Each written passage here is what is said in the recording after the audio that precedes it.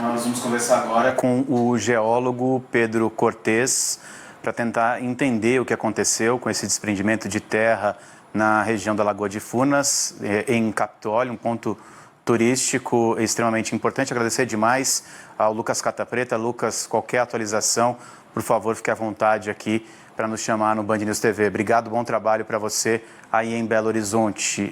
Geólogo Pedro Cortes, com a gente, eu sei que é muito difícil nesse momento a gente tentar entender o que aconteceu, ainda mais com base nas imagens, mas o senhor, como um técnico, um estudioso, o que o senhor pode dizer com base nessas imagens que nós estamos mostrando aqui no canal? Boa noite, obrigado. Boa noite, André, boa noite, Leile. O que nós temos ali é uma situação, um fenômeno natural, onde nós temos um costão rochoso, onde essa rocha ela é naturalmente fraturada, então isso facilita a penetração de água, e é uma rocha que tem uma característica muito importante, porque ela é que a gente chama de metasedimento. Na verdade, é como se fosse areia, argila, que ao longo de milhões de anos isso foi sendo consolidado, né? E é uma rocha que é facilmente desagregável. Então, com a água das chuvas penetrando nesse fraturamento natural, isso vai dissociando, isso vai como que dissolvendo partes da rocha, ela perde sustentação e pode vir a ocorrer o que infelizmente ocorreu hoje, ou seja, ela cai em direção à represa, em direção ao lago. É um fenômeno natural, mas ele não é facilmente verificável no dia a dia. Ele ocorre muito esporadicamente, razão pela qual as pessoas, ao se aproximarem desse tipo de costão, né, desse tipo de paredão, elas não têm consciência dos riscos aos quais elas estão sujeitas, né? Então, caberia aí, no caso, estabelecer um perímetro de aproximação para evitar que as pessoas se colocassem numa situação ou ficassem numa situação de risco. Pedro, podemos considerar que o que aconteceu ali em Capitólio, nessa questão do cânion, é similar ao que acontece com a geleira, por exemplo? Quais são as diferenças também e influências de questões externas que são suscetíveis a esse acontecimento? A comparação com geleira ela é muito pertinente porque a mecânica do fenômeno é muito parecida. Nas geleiras nós temos isso acontecendo, na frente das geleiras nós temos isso acontecendo de uma maneira mais acelerada, tá? De uma maneira que é mais facilmente perceptível para as pessoas ficarem na frente de uma geleira, como tem, por exemplo, no sul da Argentina, o Parque Nacional dos Glaciares, onde há várias geleiras para visitação, a pessoa, lógico, ela vê esses blocos caindo, né? O fenômeno ele é muito parecido, só que no caso desses costões rochosos, ele é um fenômeno muito mais lento, né? A ocorrência dele não é tão frequente. E tomando como exemplo a visitação das geleiras, há um perímetro máximo de aproximação, há um limite de aproximação, onde as embarcações, a partir do qual elas não podem ultrapassar, porque além do risco, né, como a imagem está mostrando, ou seja, do bloco cair sobre as pessoas, existe também isso que a gente vê agora na imagem, que é a onda, né, provocada no lago, e isso pode também vitimar pessoas, porque tem a capacidade, inclusive, de virar embarcações. Então, é um fenômeno que, no caso das rochas, ele ocorre mais lentamente, mas ele pode dar alguns avisos. Não que esses avisos sejam frequentes, mas olhando a imagem, a gente verifica um pouco antes e dá para perceber já a queda de material na lateral, né, do lado esquerdo de quem observa, se vê uma queda, já um início de queda de material, e isso poderia já servir de alerta para que as embarcações saíssem do local. Mas me causa muito espanto essa aproximação excessiva desse tipo de costão. Eu digo assim, como geólogo, eu não chegaria perto de um paredão desse, a menos que fosse por interesse científico ou profissional, né? No caso de visitação, eu ficaria muito receoso de ter esse tipo de aproximação, porque nós estamos num ambiente muito arriscado, naturalmente, e passando por um momento de chuvas muito intensas em Minas Gerais. Então, essas fendas, elas ficam muito cheias de água, e essa água ajuda a dissolver esse material que acaba deixando essas rochas, né, esse maciço mais agregado. Aos poucos ela vai desagregando isso e, infelizmente, leva à situação que a gente verificou agora.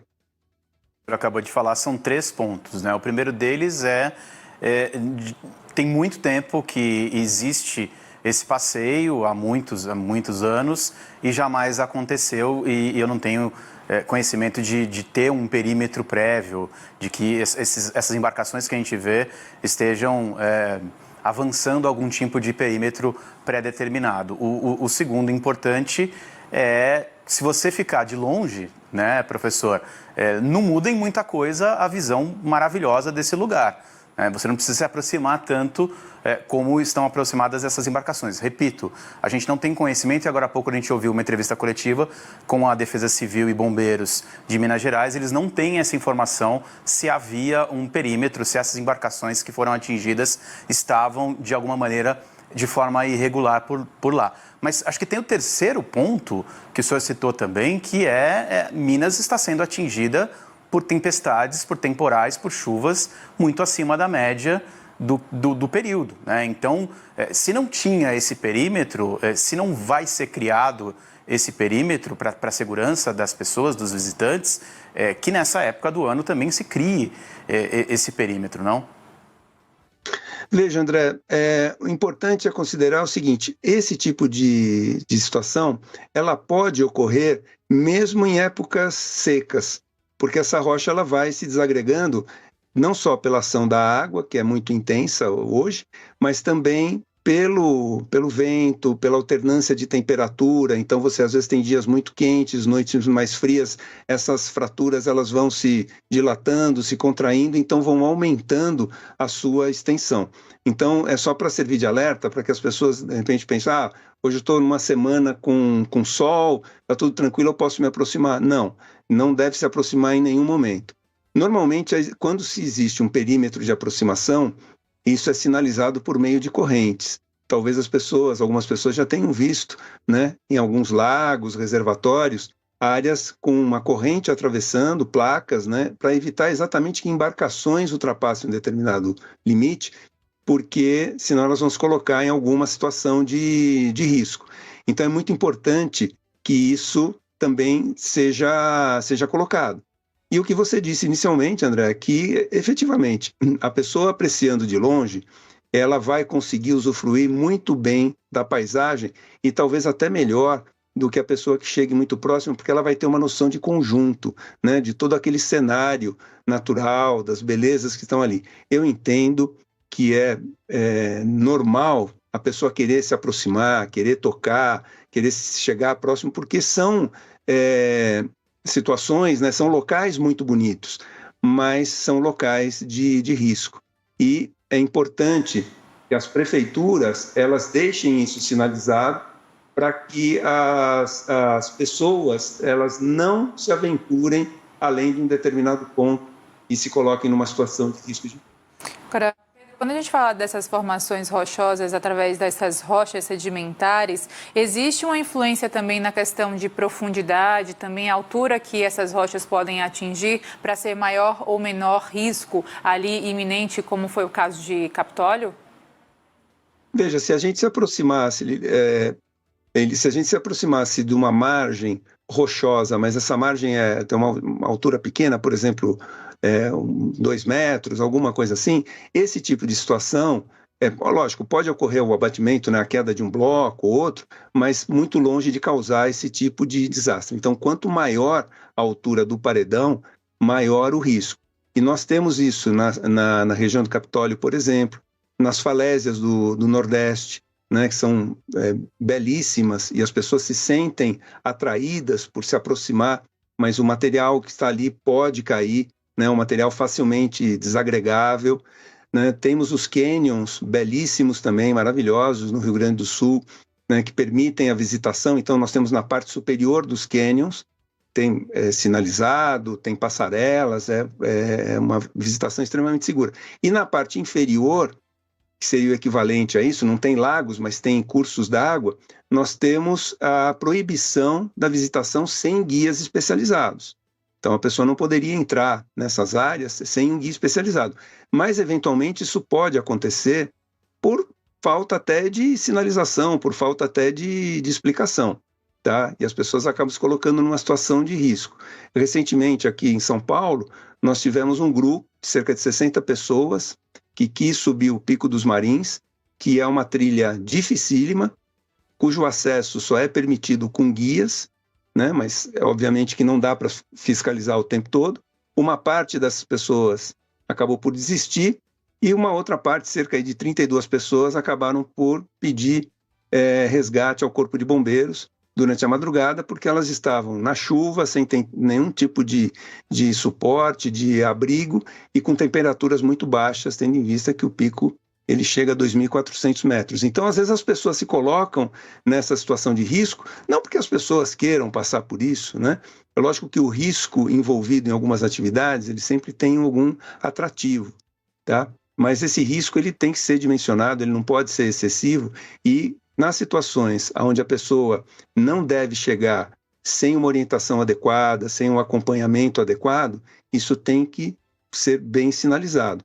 Ou seja, deixar claro para a pessoa, se você seguir daqui para frente, sem a orientação necessária, sem o acompanhamento necessário, ou mesmo se você seguir a partir daqui, você está se colocando numa situação de altíssimo risco. Ou seja, aí cabe à pessoa optar por isso ou não. Esse tipo de situação, né, vocês colocaram, olha, uma visitação frequente.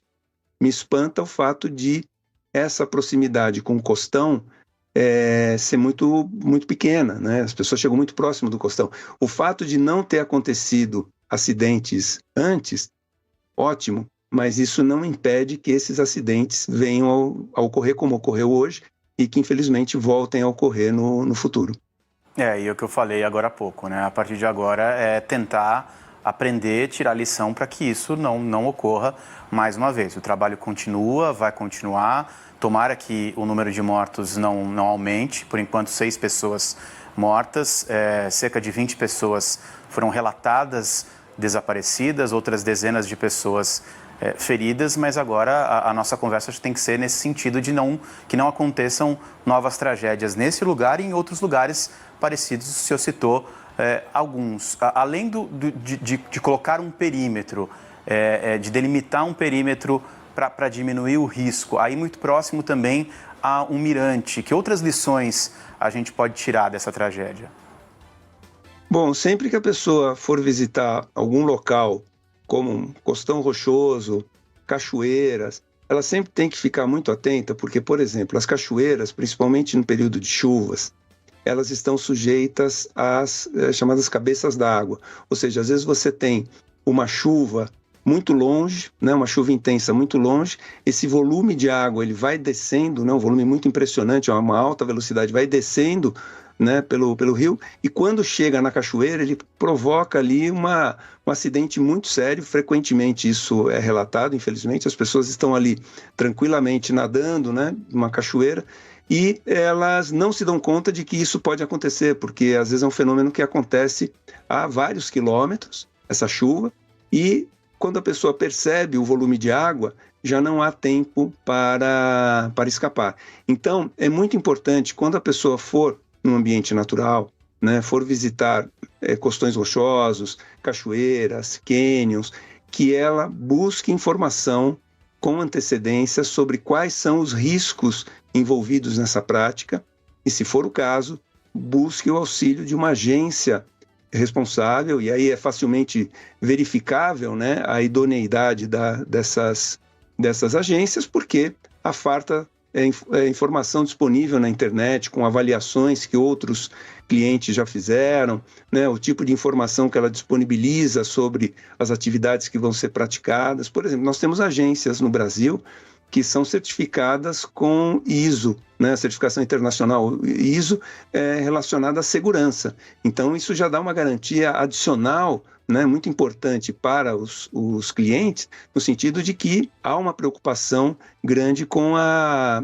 segurança. Então, é importante, antes de visitar esses locais, buscar informação, buscar orientação sobre quais são os riscos envolvidos nessa prática, né? Não se colocar na situação de risco, e caso a pessoa queira ir além daquilo que normalmente seria recomendável, ela buscar uma orientação profissional com uma agência, com um guia especializado para garantir a sua segurança. Conhecimento para um esclarecimento. O senhor chegou a citar, por exemplo, o caso das falésias em Pipa, Rio Grande do Norte, e ali tinha uma ação erosiva do mar. Aí, em Capitólio, vemos esse acontecimento com ação erosiva, talvez eólica e também fluvial, ou seja, água doce e salgada. A gente tem 2 exemplos com tipos de águas diferentes. Existe um sentido nisso? Existe um nexo? Ou seja, em tal ambiente, um certo tipo de perigo iminente relatado por conta também desses fatores externos, e em certo outro ambiente também a mesma coisa? Normalmente, o risco ele começa com o tipo de material que constitui a área visitada. Então, se nós temos rochas que a gente chama de graníticas, né, parecido com granito, são rochas mais resistentes, mas não totalmente imunes aos processos naturais. Então, pode ocorrer, né, o desprendimento de material, principalmente em áreas muito inclinadas. Então, existe esse risco. Agora, quando se trata de rochas sedimentares ou de material sedimentar, como é o caso das falésias, como é o caso aqui, né, no Capitólio, isso já favorece a ação dos elementos naturais, como água, né, que vai penetrando na rocha, a ação do vento, a ação da temperatura, né, hora está mais quente, hora está mais frio, então esse material ele vai começando a se desagregar. Então, o fato, né, de estar mais próximo do mar acaba até potencializando esse tipo de ocorrência, porque constantemente esse material, as falésias, elas estão sendo, pelo menos, borrifadas, né, com aquela maresia, com aquela brisa marítima. Isso mantém o material com um certo grau de umidade superior àquele que seria verificado no interior do continente. Isso falando de maneira genérica. Então, no caso das falésias, há um risco potencialmente maior de ocorrer esse tipo de fenômeno, né, com maior velocidade ou com maior frequência, do que nas áreas internas, como no Capitólio. E aí, uma situação que pode ser verificada, se a pessoa visitar, por exemplo, um costão rochoso desse, e ela percebe que há uma placa, né, uma área ali, uma coloração diferente, normalmente uma coloração mais clara, significa que recentemente houve desprendimento no bloco de rocha ali. Porque essa rocha, quando ela fica exposta ao tempo, ela começa a mudar de cor, né? Ela vai lentamente se transformando em solo. Então a tendência é ela ficar mais escura, você tem vegetação sobre ela, né, de diversos tipos. Quando você tem exposição a uma face clara, né, isso significa que houve desprendimento recente de material. No caso das falésias, quando você olha no pé das falésias e você vê aquele acúmulo de material, parece areia de construção civil, né, que foi depositada ali, significa também que está havendo abatimento de material. Esse pode ser, nas duas situações, pode ser uma ocorrência muito pequena, pequenos blocos que foram se desprendendo, né, ou pequenas porções de sedimento que foram se desagregando, mas também podem, infelizmente, ocorrer a movimentação de grandes blocos de rocha ou grandes blocos de sedimento de uma única vez. Professor, eu não sei, desculpa a minha ignorância, não sei até que ponto eu posso fazer esse tipo de pergunta para o senhor com relação ao transbordamento do dique que aconteceu em outro setor, em outra região de Minas, na região de Nova Lima, mas o que nós escutamos da explicação do próprio prefeito da cidade é que os rejeitos se soltaram, acabaram invadindo um dique, esse dique transbordou e levou lama ali para a rodovia. Há um bairro, segundo o prefeito, o bairro fica afastado e não corre o risco mesmo de um possível novo transbordamento ou, numa medida extrema, de um rompimento dessa barragem, mas que o senhor conhece tecnicamente, como é que o senhor analisa esses casos recorrentes, né, de problemas com diques, com barragens aqui no nosso país? Essas barragens de empresas de mineração ou barragens para reservação de água para abastecimento ou para geração de energia elétrica, elas são dimensionadas para resistir a chuvas muito intensas, né? a gente chega a chamar de chuvas centenárias, né? Chuvas que ocorreriam uma vez a cada 100 anos, ou chuvas milenares, ou chuvas que aconteceriam uma vez a cada 1000 anos, tal. Agora, não só a barragem ali ela resistiu, mas o entorno da barragem ele precisa ser monitorado. Eu não sei, né, falando assim, eu estou falando em tese, eu não sei se foi o caso ali, se ele estava sendo adequadamente monitorado ou não, mas na verdade o que nós temos é um volume muito expressivo de água, né, as chuvas são muito intensas, então esse solo começa a ficar encharcado e efetivamente coloca esse risco, ou seja, o material ele caiu, né, na área ali da barragem, no lago da barragem, né, vamos assim dizer, e provocou o extravasamento dessa água sobre o dique. Então é importante verificar, e certamente vai ser feita uma perícia nisso, para analisar o nível de monitoramento que era feito e se isso foi levado em consideração nos relatórios de segurança, ou seja, se existia o risco de deslizamento de material para dentro do lago da barragem e, caso isso tenha sido apontado, quais foram as providências que foram tomadas. E se isso não foi apontado no relatório de segurança, por que não foi? Ou seja, se de repente pode acontecer, né? Eu não sei quanto de chuva ocorreu na região, mas pode ser que os níveis, né, pluviométricos, o acumulado de chuva nos últimos dias supere a qualquer previsão, tenha superado qualquer previsão em relação à segurança. Então, tudo isso vai ser periciado. Agora, é muito importante, apesar de todo esse problema gerado na BR-040, um dado importante é que o dique ele resistiu, né? Porque caso ocorresse o rompimento dele, aí realmente nós teríamos um desastre adicional no dia de hoje. Professor, o senhor que estava então comentando sobre esse outro caso, né? É bom a gente esclarecer que são duas situações preocupantes que acontecem em Minas Gerais, Nova Lima, portanto, com essa questão do dique que transbordou, e Capitólio, mais no sul de Minas, com a questão do Lago de Furnas. Agora, professor, visto esses cenários de fatores exógenos, que são os externos, e endógenos, que são os internos, quais são os riscos que a área ali, por exemplo, do Capitólio, voltando então a esse foco, podem trazer em termos de... Existem riscos de reverberar algum tipo de situação que possa comprometer a redondeza, por exemplo?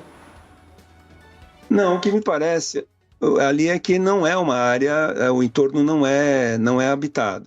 Então, as pessoas, né, eventualmente, se há alguma residência, alguma instalação ali, mantendo uma distância segura ali da borda do cânion, né? Isso dá para perceber, né? Não pode chegar numa área onde essa rocha está muito fraturada, começa a ficar desagregada, mantendo uma distância, só para dar um número, né, para quem está nos acompanhando, assim, se ficasse 100 metros da borda, com certeza não teria problema nenhum.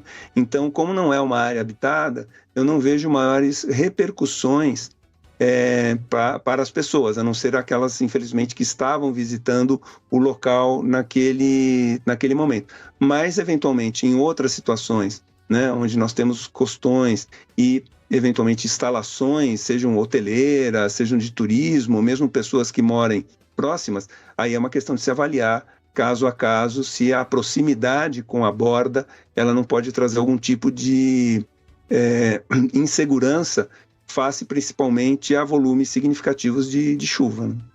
Eu acho que onde essa imagem está sendo mostrada, né, muito possivelmente um turista, um visitante que está fazendo essa imagem, que disponibilizou, que acabou passando em todos os lugares e está passando aqui no Band News TV, está a menos de 100 metros, né, professor? Mas daí já é uma distância para esse tipo de tragédia relativamente segura, foi atingida, me parece, pela imagem apenas por uma onda que foi provocada pela queda dessa parede de pedra, né?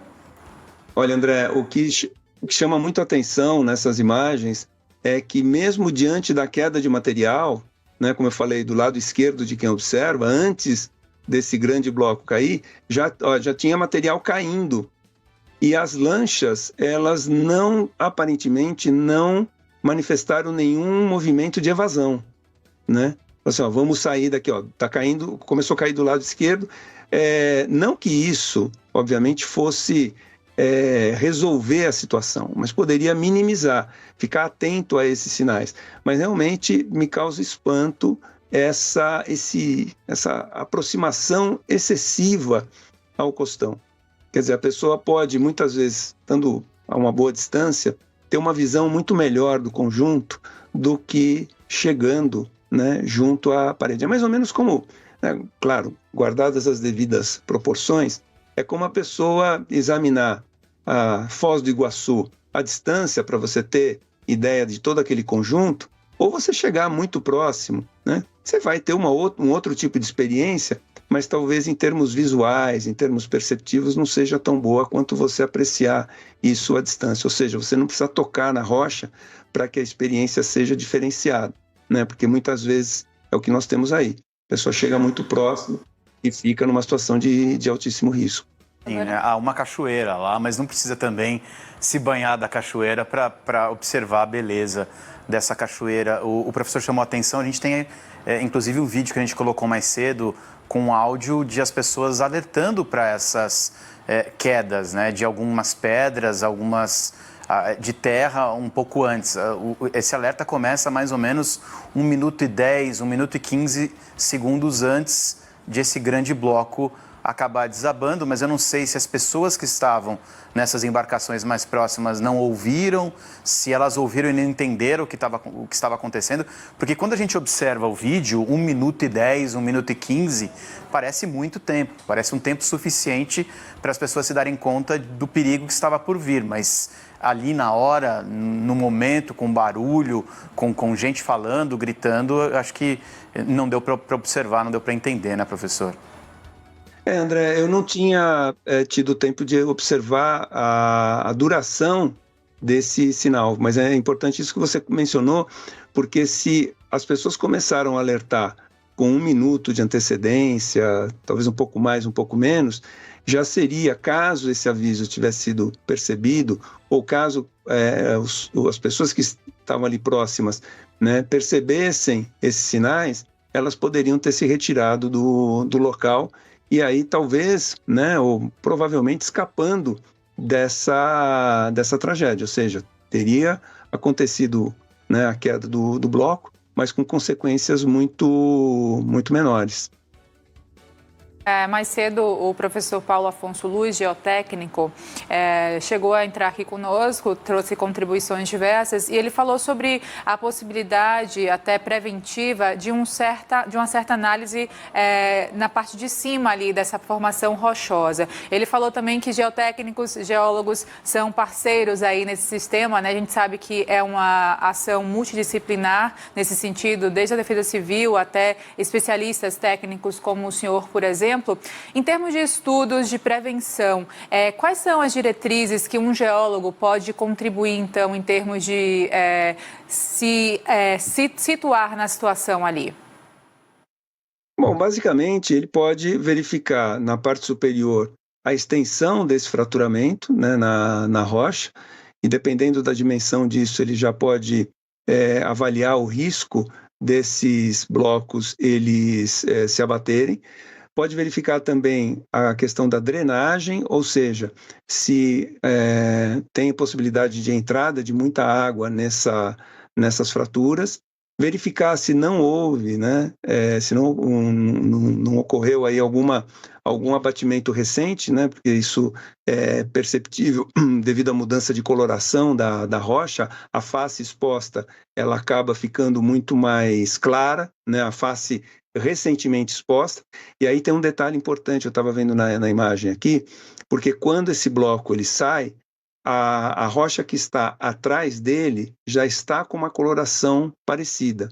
Então isso mostra que a fenda ela já era profunda, ou seja, não só a rocha que foi abatida, o bloco que foi abatido, ele já estava, né, com a sua superfície alterada, né, mas também a face que estava logo atrás dele, ou seja, ele já estava bem desagregado. Então, essas avaliações, elas são importantes para dimensionar o nível de risco que se tem, né? Verificar na parte superior o nível de agregação dos blocos, o nível de fraturamento, a presença maior ou menor de água, mas diante, né, o que eu vejo assim, a solução mais simples seria o seguinte: fazer um cálculo, verificando assim, olha, qual é como se nós tivéssemos um prédio em risco de desabamento. Qual é a distância, a menor distância que eu posso chegar desse prédio sem me colocar em risco caso o desabamento ocorra? É uma análise parecida, ou seja, verificar assim, olha, nós temos ali um paredão, por exemplo, de 30, 40, 50 metros, se ocorrer o abatimento de um bloco, até onde ele pode chegar no lago e qual é a onda de choque, né, a onda que ele pode provocar na lagoa e até onde essa onda pode ser prejudicial. Feito esse cálculo, se estabelece um perímetro, talvez até maior do que isso, uma margem de segurança, e fala, olha, o município, né, os turistas não ficam dependentes de uma verificação cotidiana que nem sempre será possível, né? Porque pode chegar hoje, pode chegar mais perto, amanhã não pode e tal. Não, já estabelece esse limite, que é o que atualmente é feito com as geleiras, né? Então, ora elas se desagregam um pouco mais, ora um pouco menos, depende aí, né? Você está saindo do inverno, elas estão mais agregadas, vai chegando o verão, elas vão, a frente da geleira vai se desagregando mais. Então, já se estabelece qual é a pior situação e, assim, olha, dentro da pior situação, uma margem de segurança, você não pode se aproximar tantos metros da geleira, né? Abaixo de tantos metros, porque você vai ter um risco de vida. Aí já não depende mais de uma avaliação cotidiana, de uma avaliação que nem sempre vai estar disponível, né, nos municípios ou pelos operadores turísticos. Até porque, né, professor, a gente tá vendo algo que aconteceu numa faixinha ali dos cânions. Os cânions são enormes, é só para falar aí dessa região de Furnas do Capitólio. Se a gente for falar do cânion do Rio São Francisco, dos cânions que tem no nordeste do país, em Santa Catarina, no sul, não dá para ter uma análise de cada metro, cada centímetro do cânion para fazer uma análise separada se é possível uma visitação segura ou não. Então, o senhor acabou de dizer, né? Se estabelece um limite mínimo de segurança e uma norma para que tente evitar uma tragédia como essa, né? Deixar isso bem sinalizado para as pessoas. Essa sinalização ela tem que passar por uma manutenção constante, porque essas sinalizações elas estarão no ambiente natural, né? Então, uma placa hoje pode não ser tão legível daqui a 6 meses, então precisa fazer essa manutenção, mas não é uma manutenção onerosa, e deixar bem claro para as pessoas quais são os riscos envolvidos. E a pessoa ter ciência de que em determinadas áreas ela não deve entrar, ou só pode entrar com um guia especializado, com uma agência especializada, que vai garantir as condições de segurança, até mesmo para evitar, no caso de trilhas, que as pessoas se percam, né? É muito comum acontecer isso. A pessoa não conhece a área, não está fazendo a visitação de forma adequada, ela vai andando e quando ela resolve voltar, às vezes ela se perde, né? E fica presa na mata ali por alguns dias e às vezes sem possibilidade de comunicação, porque muitos desses locais não têm acesso a telefone celular, né? Então aí a família depois vai avisar o Corpo de Bombeiros vai ter que fazer um grande esforço para localizar as pessoas, situação essa que poderia ser evitada se houvesse uma sinalização, a sinalização fosse respeitada pelas pessoas e caso elas quisessem ir adiante, elas contassem com o auxílio de guias ou empresas especializadas. Agora, professor, só para encerrar, então, a gente lembra que existe o fenômeno Laninha, que faz parte, né, da questão meteorológica atual aqui, principalmente que está atingindo o Brasil, que pode, de certa forma, justificar a onda de chuvas fortes e tudo mais. Existe alguma correlação que a gente pode fazer com esse fator externo, temperatura, chuvas, enfim, com essa questão em específico do Capitólio? Como driblar isso em termos de alertas de especialistas? Bom, é uma situação importante essa situação climática que a gente está enfrentando, porque o fenômeno Laninha, ele provoca um aumento significativo de chuvas no Nordeste, na região Norte, e provoca secas na região Sul. Então, o que a gente vê hoje, né, é o fenômeno Laninha alimentando essas chuvas do Nordeste, e nós temos a tendência da formação de zonas de convergência tropical do Atlântico Sul, né, que é uma zona de convergência onde sai um corredor de umidade da Amazônia. Ele cruza atualmente por Minas Gerais, vai ali para a região do Espírito Santo, às vezes Rio de Janeiro, e provoca chuvas intensas. Em dezembro, nós tivemos esse corredor de umidade deslocado mais para o norte, então afetou muito o estado da Bahia.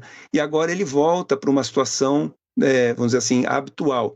Só que o volume de chuvas tem sido muito significativo, mas é uma situação que vem ocorrendo com bastante frequência ao longo dos últimos anos.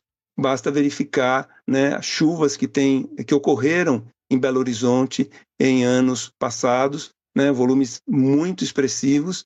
Então, isso chama muito a atenção, porque a impressão que se tem é que o fenômeno continua acontecendo, mas as consequências, elas estão sendo piores, ou seja, o volume de chuvas tem sido maior, tem sido mais significativo, e isso coloca a população em situação de alerta. Então, para isso, tem os avisos do CEMADEM, né, que é um órgão ligado ao Instituto Nacional de Pesquisas Espaciais, que é um centro de monitoramento de desastres naturais que solta alertas diários a respeito de riscos hidrológicos, de riscos geológicos, né? Riscos de desabamento, deslizamento de áreas, excesso de chuvas, alagamentos. São informações providenciadas pelo governo, é um órgão público, são informações gratuitas, e os municípios têm que se habituar a utilizar esse tipo de informação de maneira preventiva, para que foi o que foi colocado na entrevista coletiva, né? Colocar isso, tomar à frente de situações, ou seja, se existe o risco de chuvas intensas, alagamentos, deslizamentos, procurar já retirar a população dessas áreas de risco, levar para um abrigo, né, se for o caso, se elas não tiverem outra opção, casa de amigos ou de parentes, para que elas não fiquem em situação de risco diante dessa situação natural que se sobrepõe. Geólogo Pedro Cortes, muito obrigada pelas contribuições bastante significativas aqui, professor. Bom trabalho sempre e até a próxima. Obrigado. Eu agradeço, uma boa noite a todos.